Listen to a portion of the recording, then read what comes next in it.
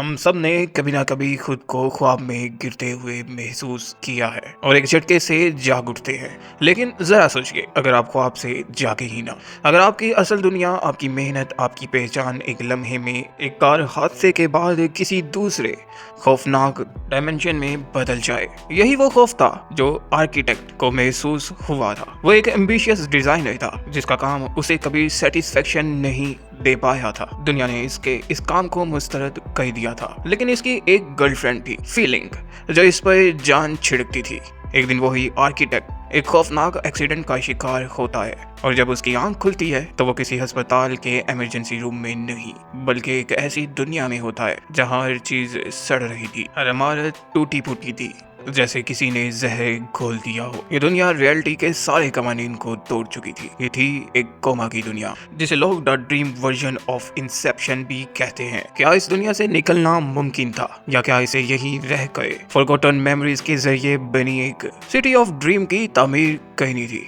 कहानी की शुरुआत एक ऐसी मॉरल चॉइस से होती है जो आपको भी सोचने पर मजबूर कर देगी कि what is real and what is merely a memory. Architect की आंखें जैसे ही खुली, इसने महसूस किया कि इसके आसपास की दुनिया ने कोई भयानक जहर पी लिया है। हर चीज पर जंग और सड़न की निशानियां थी। सबसे खौफनाक मंजर छत का था, एक ब्लैक होल जैसी जीती जागती सड़न जो हर चीज को निगलने को तैयार थी। वो फौरन वहां से भागा। इसे यकीन था कि वो पड़ोसी से पूछ सकता है कि ये क्या हो रहा है, लेकिन जैसे ही इसने देखा, पड़ोसी का जिस्म सिर्फ आधा ही बचा था। वो फिर भी चल रहा था। आर्किटेक्ट दौड़ता हुआ सड़क पर आया जहां इमारतें आपस में गुड़मुड़ हो चुकी थी। ये किसी पागल दिमाग का न्यूरल नेटवर्क लग रहा था। इस भगदड़ में अचानक इसके दिमाग में एक बिल्डिंग डिजाइन का असल खाका याद आता है और एक मौजज़ा होता है। वो टूटी हुई इमारत धीरे धीरे अपनी असल शक्ल में वापस आने लगती है। यहाँ पता चलता है कि इसकी ताकत यादों से हटकर इमेजिनेशन में है, लेकिन वो इस हैरानी से निकल भी नहीं पाया था कि एक भयानक दाड़ सुनाई दी। एक काला सड़ा हुआ मॉन्स्टर जिसको देखकर लगा जैसे वो खुद करप्शन हो, इसकी तरफ दौड़ रहा था। और ठीक इसी लम्हे जैसे किस्मत ने मदाखलत की हो, एक ग्रुप वहां पर मौजूद होता है और उसे इस राक्षस के हमले से बचा लेता है। इसके पास पावर्स थी, टीम भागती है, लेकिन एक तगड़ा आदमी बिना कुछ बोले इसे सीढ़ियों से धक्का दे देता है। हैरत की बात, इसे कुछ नहीं होता। वो एक स्लाइड की तरह फिसलता हुआ सीधा चाइना टाउन में जा गिरता है। चाइना टाउन पे पहुंचने के बावजूद खतरा टला नहीं था। वो लोग द क्लीनर्स फिर इसके पीछे थे। एक तंग गली पार करते ही अगले ही पल वो पहुंच गए वीनस की आबी गुजरगाहों में। लेकिन इस दुनिया में फिजिक्स के असूलों का कोई मतलब नहीं था। जैसे ही वो कूदते हैं, ग्रेविटी के टूटने से वो सीधा ऊपर की इमारत की छत पर उड़कर पहुंच जाते हैं। पीछे वो भयानक मॉन्स्टर भी तेजी से इनका पीछा कर रहा था। आर्किटेक्ट भी बाकी लोगों के साथ कूदने पर मजबूर हो जाता है। इस अफरा-तफरी में वो तगड़ा आदमी टैंक राक्षस को रोकने की कोशिश करता है, लेकिन गलती से इसका हाथ कट जाता है।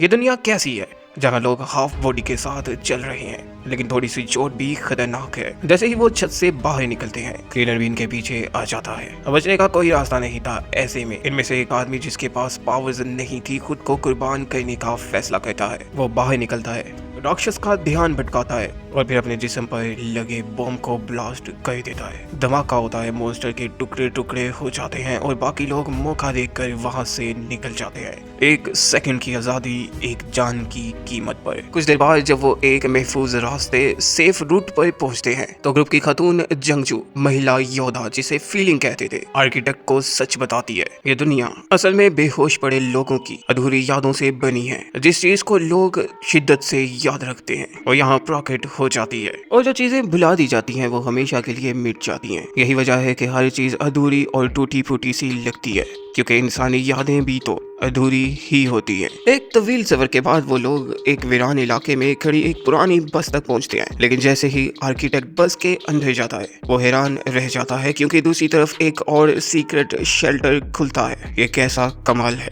असल में हुआ ये था, किसी को बस ये याद था कि बिल्डिंग के बाहर बस खड़ी है, और किसी और को ये याद था कि शेल्टर अंदर है। इन दो मुतजाद यादों ने मिलकर इस अजीबोगरीब जुड़ाव को पैदा कर दिया था। इस दुनिया में हर आने वाले को एक मौका मिलता है अपनी खास शक्ति को जगाने का। इनकी ताकत का इन्हिसार इस बात पर था कि वो कैसा सोचते हैं। इस दुनिया में मौजूद हर शख्स की एक अवेकनिंग थी। एक शिकारची घोस्ट को महसूस कर सकता था, एक एस्ट्रोनॉमर खलाई जहाज बना सकता था, और एक फीलिंग खुद को तेजी से हील कर सकती थी। इनमें से अक्सर की ताकत खतरा होने पर या हमला होने पर जागती थी। आर्किटेक्ट जब शेल्टर में बैठा था तो इसके साथ भी कुछ अजीब होने वाला था। मशीन गनों से इस पर बेरहमी से हमला किया गया, बेशुमार गोलियों की बौछार हुई, लेकिन इसके अंदर किसी भी तरह की शक्ति नहीं जागी। जब सबको लगा कि वो बस एक बेकार इंसान है जिसमें कोई हुनर नहीं, तभी शेल्टर के लीडर ने इसे उम्मीद दी। लीडर, यहाँ का टाइम फ्लो असली दुनिया के मुकाबले सिर्फ 1% है। अगर तुम असली दुनिया में एक दिन के लिए बेहोश हो तो यहाँ तुम कई महीनों तक जिंदा रह सकते हो। यानी आर्किटेक्ट को हजारों साल का वक्त मिलेगा ये सोचने के लिए कि वो आखिर किस इंसान में बदलना चाहता है। लीडर ने इसे बाहर जाने वाली टीम में शामिल होने का मशवरा दिया। वो बताता है कि कैप्टन फैंटम वार्निंग ने भी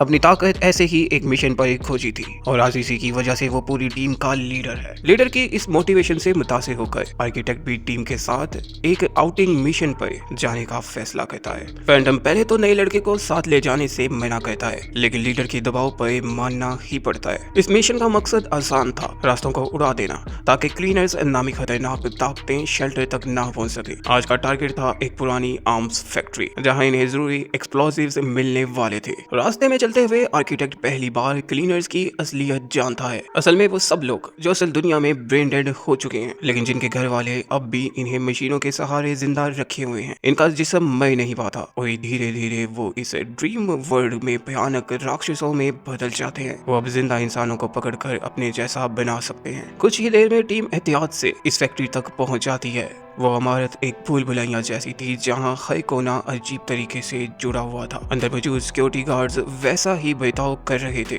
जैसे इन्हें किसी की यादों में सेट किया गया हो, यानी जो भी इनके पास जाए वो इस पर हमला कर देते थे। टीम की मेंबर घोस्ट अपनी पावर से परछाइयों को बुलाती है ताकि दुश्मनों का ध्यान भटका जा सके।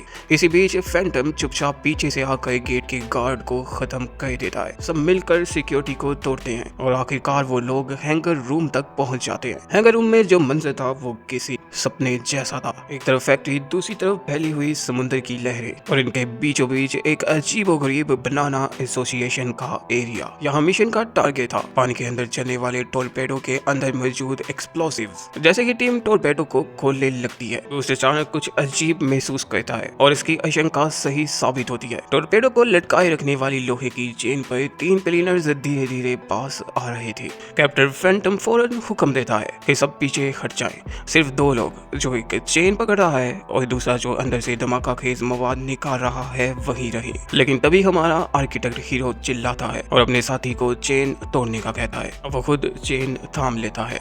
जैसे जैसे खतरा करीब आता है इसके जिस्म में कुछ अजीब सी हलचल होती है और ठीक इसी लम्हे जब टोरपेडो गिरने वाली थी और सबकी जान जाने वाली थी, वो अचानक अपनी शक्ति और वेकिंग को महसूस करता है। वो हवा में एक स्लाइड जैसी संरचना बना देता है जो इस गिरती टोरपेडो को स्मूथली पकड़ लेती है। वो न सिर्फ धमाके को टाल देता है बल्कि अपनी पूरी टीम को भी बचा लेता है। लेकिन इस हरकत ने फैंटम की इज्जत को जमीन पर गिरा दिया क्योंकि इसने तो सबको पीछे हटने का कहा था और ये नया लड़का हीरो बन गया। टीम जैसे ही वापस लौटती है हर कोई आर्किटेक्ट की ताकत की तारीफ कहने लगता है। शेल्टर के लीडर को लगा कि इसकी ये शक्ति बहुत बड़े काम की है। लीडर का कहना था, अगर तू ऐसी चीज बना सकता है जो किसी की भी यादों में नहीं है तो क्लीनर्स इन्हें कभी ढूंढ नहीं पाएंगे। मतलब ये कि आर्किटेक्ट एक ऐसा शहर बना सकता था जो इस दुनिया में सबसे ज्यादा महफूज हो।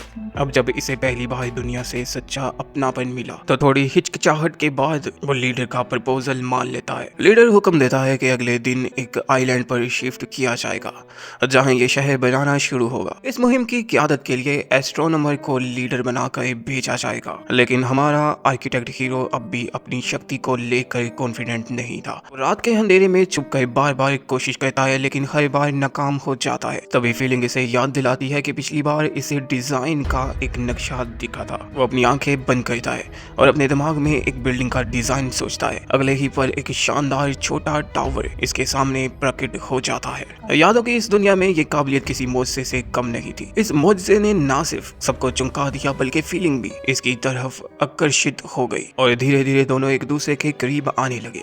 लेकिन ये सब कुछ फैंटम देख रहा था। वो नया लड़का जिसने इसकी इज्जत छीनी अब इसकी पसंद की लड़की भी छीन रहा था। और तभी अगले ही दिन की यात्रा शुरू होने से पहले फैंटम के दिमाग में एक खतरनाक मंसूबा बनता है। जैसे ही पूरी टीम माइग्रेशन प्लान के लिए निकलती है, रास्ते में घोस्ट फिर से कुछ अजीब महसूस करता है। क्लीनर्स की मौजूदगी, जबकि ये रास्ता तो पहले से महफूज करार दिया गया था। इसी बीच फैंटम एक ऐसा रास्ता चुनने का मशवरा देता है जो खतरे से खाली लगता है। टीम को खतरे का अंदेशा हो चुका था, इसलिए सभी सिमतों की जांच शुरू हो गई और फिर से नई रूट चुनने का फैसला किया गया। फैंटम जानबूझकर आर्किटेक्ट को अलग भेज देता है, इसे टीम से दूर कर दिया जाता है। वो एक घने कोहरे वाले इलाके में दाखिल होता है और तभी एक आसमान छूती बीमार चट्टान देखकर चौंक जाता है। और इसकी हैरानी अभी खत्म नहीं हुई थी, क्योंकि ठीक इसके पीछे से एक क्लीनर अचानक हमला करने आ जाता है। लेकिन इससे पहले कि इसे कुछ हो, वो बच जाता है। दरअसल शेल्टर के लीडर ने चुपचाप एक टैंक भेजा था जो इसे खुफिया तौर पर तोहफुज दे रहा था। जब वो वापस टीम में लौटता है तो कैप्टन फैंटम फौरन इसकी तरफ दौड़ता है और इसकी जेब से एक सिग्नल डिवाइस निकालता है, वही डिवाइस जो क्लीनर्स को अपनी तरफ राग़िब करती है। अब सच्चाई सबके सामने थी। फैंटम ने मंसूबा बनाया था कि इस डिवाइस की मदद से वो आर्किटेक्ट को मरवा देगा, लेकिन तभी लोगों को दिखाई देता है कि फैंटम का दायां हाथ, जहां इसे क्लीनर ने जख्मी किया था, अब धीरे धीरे खुद क्लीनर में बदल रहा है। वो शख्स दूसरों को बचाता था, अब खुद करप्शन का हिस्सा बन चुका था। फैंटम अभी भी अपने साथियों को नुकसान नहीं पहुंचाना चाहता था, इसलिए वो सिग्नल डिवाइस लेकर टीम से दूर भाग जाता है। लेकिन तब तक बहुत देर हो चुकी थी। बहुत से क्लीनर इस सिग्नल की तरफ आकर्षित हो चुके थे। फैंटम खुद को कुर्बान करके बाकी सबको बचाना चाहता था, लेकिन अब जब वो आधा क्लीनर बन चुका था तो बाकी क्लीनर इसे अपना ही समझ कर वो इस पर हमला नहीं करते। आखिर में सिर्फ लीडर ही अब बस तक पहुंचने में कामयाब होता है। बाकी सभी लोग बाहर क्लीनर्स के जाल में फंस जाते हैं। क्लीनर्स के जाल में फंसे टीम के मेंबर्स को लग रहा था कि अब वो पकड़े ही जाने वाले हैं कि अचानक हमारा आर्किटेक्ट असल दुनिया में जाग जाता है। होश में आते ही इसे अपनी सारी यादें लौट आती हैं। असल में इसका डिजाइन कभी भी किसी ने कबूल नहीं किया था, लेकिन आज एक शख्स ने पहली बार इसके डिजाइन में दिलचस्पी दिखाई थी। जब वो इस मुलाकाती से मिलने पहुंचता है तो इसकी गर्लफ्रेंड फीलिंग इसे शक की नजर से देखती है। उसे लगता है कि वो लोग मशकूक हैं। वो चुपके से इसे एक इलेक्ट्रिक शॉक गन दे देती है। वो आदमी जो इससे मिलने आया था कोई और नहीं बल्कि वही लीडर था, जो यादों की दुनिया में भी इसका रहनुमा था। लीडर इसे एक टूर के बहाने एक कमरे में ले जाता है जहां बहुत सारे लोग कोमा में पड़े हुए थे। अब वो समझ जाता है कि लीडर इसे ड्रीम वर्ल्ड का हिस्सा बनाना चाहता था। वो फौरन मना करता है और वहां से भागने की कोशिश करता है, लेकिन लीडर के आदमी इसे पकड़ लेते हैं और जबरदस्ती इसे बेहोशी का इंजेक्शन देने की कोशिश करते हैं। वो जल्दी से एक इलेक्ट्रिक गन निकालता है और एक झटके में वो गार्ड को बेहोश कर देता है और बिल्डिंग से बाहर भागता है और गार्डन की तरफ दौड़ता है। बाहर खड़ी इसकी गर्लफ्रेंड सब समझ चुकी होती है और कार लेकर इसे रिसीव करती है, लेकिन जैसे ही दोनों कार में बैठते हैं और बहस कर रहे होते हैं, एक ट्रक अचानक सड़क के किनारे से टकराता है। अगली बार जब वो होश में आता है तो वो फिर से इन्हीं लीडर के लोगों के पास होता है। अब इसे एक भयानक सच्चाई पता चलती है। फीलिंग वो लड़की जिसे वो यादों की दुनिया में प्यार करने लगा था, असल में इसी की गर्लफ्रेंड थी। लीडर ने इसे पहले ही एक घंटा पहले कोमा में डाल दिया था ताकि वो ड्रीम वर्ल्ड में पहले से पहुंच जाए। लीडर के मंसूबाबंदी और भी गहरी होने वाली थी। यादों की इस दुनिया में इंसान को हजारों साल की उम्र मिल सकती है और इसीलिए लीडर ने इसे चुना ताकि वो यहाँ एक महफूज शहर बना सके। अब आर्किटेक्ट का कमजोर नुक्ता लीडर के हाथ में था। वो इसकी गर्लफ्रेंड की जान को खतरे में डाल देता है। इसके पास कोई रास्ता नहीं बचता। वो मान जाता है कि वो वापस जाएगा और शहर बनाने में मदद करेगा, लेकिन एक शर्त पर, बाकी सभी लोगों को आजाद किया जाए। लीडर मान जाता है और इसकी ताकत को बढ़ाने के लिए इसे एक खास इंजेक्शन लगाता है जिससे दिमाग ज्यादा एक्टिव हो जाता है। दूसरी तरफ शेल्टर के अंदर फंसे हुए टीम के मेंबर अब बस एक आखिरी बॉम्ब के साथ बचे थे। उन्हें लगा अब मौत पक्की है। तभी आसमान से एक अजीम शान पुल ब्रिज अचानक प्रकट होता है। इस पुल की ताकत क्लीनर्स बुरी तरह दबकर चकनाचूर हो जाते हैं। आर्किटेक्ट वक्त पर लौट आया था। वो सबको लेकर लीडर के दोबारा चुने गए इस आइलैंड पर निकल पड़ा है। कुछ देर बाद लीडर भी यादों की दुनिया में वापस लौट आया है। अब इसका मिशन था कि आर्किटेक्ट यहाँ पर सपनों की सिटी खड़ी करे। नए इंजेक्शन के बाद आर्किटेक्ट का दिमाग जैसे सुपरचार्ज हो गया था। अब वो अपनी तस्वुरात में बनाए गए सैकड़ों डिजाइनों को तेजी से हकीकत करने लगता है। बस एक इशारा और जमीन पर बुली हुई इमारतें उगने लगती हैं, फिर आसमान छूती इमारतें और फिर एक शानदार फ्यूचरिस्टिक सिटी बनकर तैयार हो जाती है। सिर्फ कुछ ही लम्हों में ये शहर इंसानी तस्वुर से भी परे था। आर्किटेक्ट का सपना था कि वो सबको साथ लेकर यहाँ से निकल जाए, लेकिन तभी लीडर एक तारीख हकीकत बताता है, वो सच्चाई जिसे कोई भी सुनना नहीं चाहता था। लीडर कहता है कि गोश्त एक मिर्गी की मरीज थी जिसकी पूरी जिंदगी पागल खाने में कटने वाली थी। टैंक एक हादसे में अपना पूरा परिवार खो चुका था और अब इस पर उम्र कैद का मुकदमा चल रहा था। एस्ट्रोनॉमर एक शदीद ऑटिज्म से जूझ रहा था, यहाँ तक कि अपने घर से बाहर भी नहीं निकल सकता था, और फिर भी आर्किटेक्ट की बात कहता है, तेरी सोच इतनी आगे की है कि इस दुनिया में कोई इसे समझ नहीं सकता। लोगों को तेरे डिजाइन की जरूरत ही नहीं है और यही वजह थी कि तुझे कभी एक्सेप्ट नहीं किया गया। लीडर के इन राजों को सुनकर गोस्ट और एस्ट्रोनॉमर दोनों ने यही रहने का फैसला कर लिया, लेकिन लीडर का इरादा कुछ और ही था। इसे डर था कि अगर ये लोग जिंदा रहे तो शायद वो इस यादों की दुनिया का सच बाहर फैलाएंगे। इसलिए टैंक का जिस्म धीरे धीरे गायब होने लगता है। क्यों? क्योंकि लीडर ने पहले ही अपने लोगों से कह रखा था कि इनका लाइफ सपोर्ट सिस्टम बंद कर दिया जाए। असल दुनिया में जो कुछ सिर्फ चंद सेकंड में होता है, इस ड्रीम वर्ल्ड में इसका मतलब था सिर्फ 15 मिनट की जिंदगी। टैंक कुछ करने ही वाला था कि तभी लीडर ने बस एक हाथ हिलाया और इसके हाथ की उंगलियां राख में बदल गईं। असल में लीडर ने भी खुद को एक्साइटमेंट इनहांसिंग इंजेक्शन दिया था ताकि इसकी शक्ति और भी ज्यादा बढ़ जाए। अब इसे बचाने के लिए इसकी गर्लफ्रेंड फीलिंग सामने आती है। वो अपनी हीलिंग पावर से इसका हाथ वापस ठीक कर देती है। इधर आर्किटेक्ट समझ आता है कि अगर वो यहाँ से निकलना चाहता है तो इन्हें अपनी बॉडी की असल लोकेशन तक पहुँचना होगा। गोस्ट ये सुनकर हार मान लेती है।